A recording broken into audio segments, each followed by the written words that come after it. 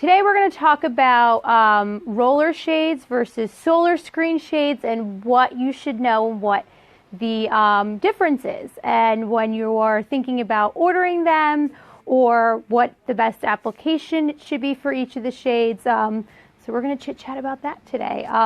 The first thing you want to do, back to what I was saying in one of the live videos a couple weeks ago, is really getting to know what your priorities are at the window. Do you want a view? What kind of level of a view do you need? What kind of level of privacy you need? Light filtration, all that. Oh, hi, Gina. I miss you, Pebs. Welcome. So the first differences between roller shade and a solar screen shade is a solar screen shade, you have the ability when the shade is down to look out. So I'm going to grab the tripod here. Excuse the closeness. And as you can see here, oh, hey, Lou. She's joining me too. We're going to get Luann on camera today, maybe.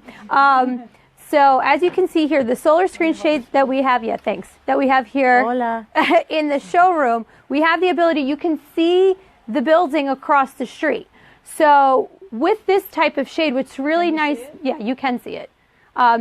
What's really nice with this kind of shade is that you have the ability when you're down, say if you want to use it for a kitchen. Let's use that as an example. You're using the shade in a kitchen application where you eat breakfast, lunch, and dinner. And you want to be able to look out the window but not feel like, in the summertime especially, you don't want to pass out sunglasses every time company comes over around 5 o'clock, 6 o'clock and the sun is blaring in your face. You can use this kind of a shade, and so it helps diffuse the light, but you can still see outside. Where you don't want to use this is, say, in a place where you want total privacy, aka your bedroom. You don't really want to, put on a show for the neighborhood as to what you're doing up in your room, because unfortunately there is the notion out there, and some people are sold on the fact that this shade here, whatever you can see out at night when the lights are on, you're private.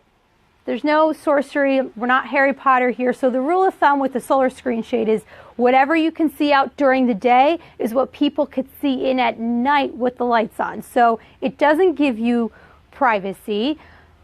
And it's clear. And it's clear actually at night, because you could really see what's going all up in that business. So those are the two vast differences, because with the roller shade, I have some examples here. You can't... Is the lighting good on you? Yeah. See, like this here, this is a sheer. So you can do a sheer roller shade option, which is very similar to the solar screen shade. As you can see, you can actually see here in the video with the sample. Well, now, of course, the video stopped on the TV, but you could see the TV, right? So you see my hand here, and then you have semi-sheer, semi-opaque, which is light filtering, light goes through, and then you have room darkening. So if you need a level of privacy, you're going to want to go with the roller shade. Now with the roller shade, when it's an all up or an all down product. So when it's down, you get filtered light, but you don't get your view. That's what you get with the solar screen shade.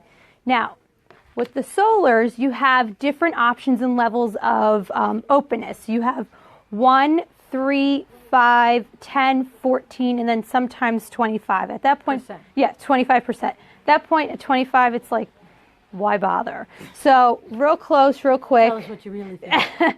You can see, I don't know, can we pull it out here? See it? Yeah, I guess you kind of can. You have to put it to light, maybe. All right, this is like trial by error here, folks. It's kind of like duct tape diary. Yeah. Should we go in a circle? One day I'll get in that car, maybe. So with the different openness factors, so if you put it to the TV, I think I can see it. You can see it? Okay. Yeah. So 1% is going to be your tightest and your most dense. You're not going to really get that much of a view. 3%, you get a little bit more of a view. 5 is what we have here in display in the showroom. So if you want to check out what 5% is like, whoa, that is really close to my face. Then 10% and then 14 is really what you're going to see clear. It's almost going to feel like you don't have anything on your window. On the thing. On the TV. Yeah, here we go. So wait, you can... further away. Further away. You got to get the light coming through it. Turn it sideways. There you go. There we go. There you go. Okay, see, check it out. Of course, that one picture never wants to load. I have to fix that. So you can really see the differences here.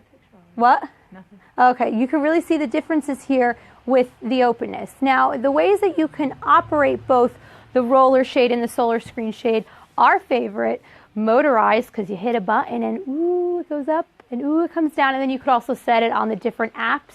and you have the ability to control it remotely. So if you're not home, especially if it's an area where you want light to come in for plants or pets, and then you want to have your privacy to protect floors, or if you're ever on vacation. The other way you can operate the shade is manually, old school way. We have one here. It's with the clutch. So clutch control, you have a metal B chain and you pull it up and down like this. Or spring roller, really, really old school, where you grab the shade at the bottom, you give it a little bit of a tug, and it rolls up. And now the Hunter Douglas, Lafayette, a bunch of the other vendors that we use offer cordless. So it's a little smoother in operation. Instead of having to do the spring roller and really giving it a little bit of a tug at the bottom of the shade, there's a handle and you just kind of raise it up like the cordless duets and whatnot. We also, in order to cover the roller, because the roller isn't really the prettiest thing to look at design-wise and whatnot, so you have, you can do a cassette head rail. So if you want to, it's kind of very similar to the silhouette shade here. You have the ability, we fabric wrap it with the same material. So if you say picked this kind of a solar screen material, the vendor would fabric wrap it, and it's curved like this. Or you have the ability, if it's more of a contemporary or modern setting, to do a metal fascia like so, like we have here on display here in the showroom. Go up like that. Perfect. So with the metal fascias, they come in a few different colors depending on the vendor. You can get white, brushed nickel, bronze, black, and I think that's it. Almond. And almonds, okay. And then the almond color. What's really great about this, we actually used this out in the Hamptons a couple years ago, and the bronze finish matched the finish of the mullions and the window frame, and the contractor was really great and nice enough and left us 5 inches of inside space like this, like what we have here. So the shade can sit in here, reset or flush, and the fascias almost look like they were part of the architecture of the window. So it didn't look like it was something added to the space. So if you really like the metal fascia kind of look and concept, we need about 4.5, 5 inches to really get it recessed and flush so it doesn't stick out. It's not the prettiest of shades to do an inside-outside mount install application, because there aren't returns on the sides really. That the returns are, the sides of the brackets are really ugly. You don't want to look at them if you're not putting up a jury. Trust me, you'll hate it. So yeah, so this, we need that kind of size for this kind of application, and I think that's it. If there's, I don't think there are any questions or anything. Anything you'd like to add, expert? No? Nope, I've taught you well. Okay, I well, have to say. if you're in the Jersey area, the snow's starting to come down, be safe.